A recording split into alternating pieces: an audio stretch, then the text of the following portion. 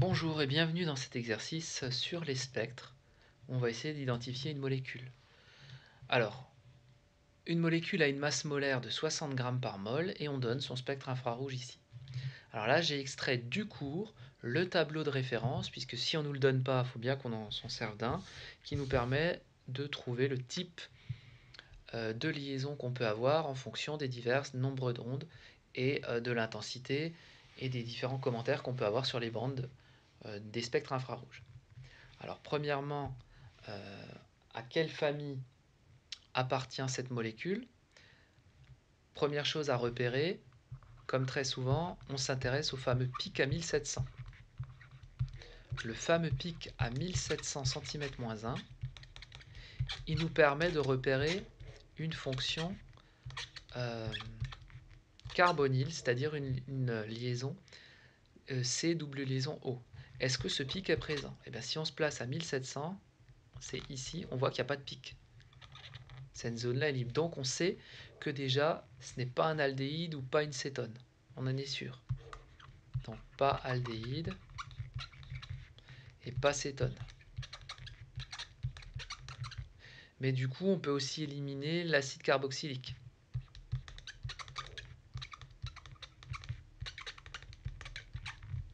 De ce fait.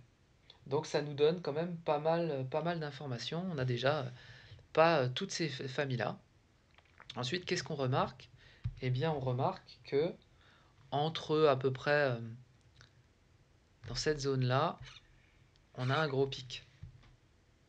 Donc ce pic-là, il est caractéristique, donc c'est un pic donc, qui est compris entre à peu près, on va dire, 3200 et 3600 cm-1. 3200, 3600 cm-1, on voit qu'on a une bande forte et large. Elle est relativement large, relativement forte, ici. Donc on voit qu'en fait, ce sont des liaisons OH. Donc là, on a bien des liaisons OH liées. Alors qu'est-ce que ça veut dire que c'est des liaisons OH liées? C'est que ce sont des liaisons OH avec liaison hydrogène. Autrement dit, on est sans doute en phase liquide. En tout cas en phase condensée, et certainement pas en phase gazeuse. Donc ça, si on a une molécule qui n'est pas un aldéhyde, pas une cétone, pas un acide carboxylique, avec du OH, donc pas un alcane, forcément, puisque l'alcane, il n'y a que du CE2H, qu'est-ce qu'il nous reste? Il nous reste la famille des alcools. Donc c'est un alcool. On a donc ici probablement un alcool en présence. Et donc si c'est un alcool, la formule générale des alcools, c'est CnH2n plus 2 O, O1, puisqu'il y a un oxygène. Les alcools, ce sont des molécules de ce type.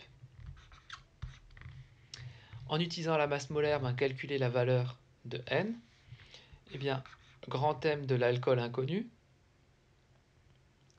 qui vaut 60 grammes par mol, c'est égal à grand M de Cn H 2n plus 2O, c'est-à-dire n fois la masse molaire de C, plus 2n plus 2 fois la masse molaire de H, plus une fois la masse molaire de O. La masse molaire du carbone vaut 12, donc ça fait 12n, plus 2n, plus 2 fois la masse molaire de H, qui vaut 1 g par mol, plus la masse molaire de l'oxygène, qui vaut 16. Donc on a une équation à résoudre où on trouve N, qu'on a juste à développer, ça fait donc 12n plus 2n plus 2 plus 16. On isole N. Donc c'est pas trop difficile. Ça fait donc 60 moins 16 moins 2, ça va nous faire 42, est égal à 14n. Donc n égale à 42 sur 14, ce qui est égal à 3.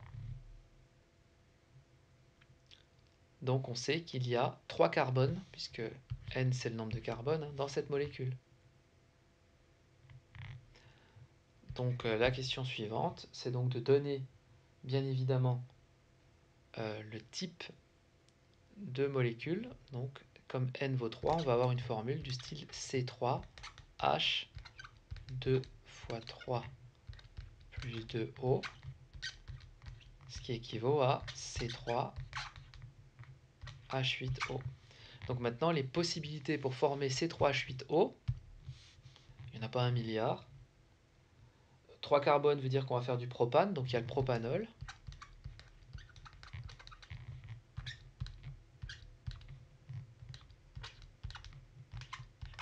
Puis on rajoute les H. H3, H2, H2. Donc ça c'est propanol. Éventuellement, on peut aussi écrire le propane de Hall,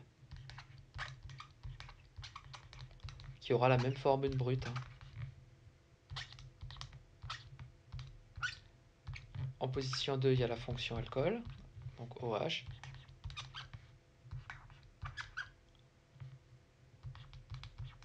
On est bien à C3H8O dans les deux côtés. Donc voilà les deux molécules qui sont possibles. Bonne étude!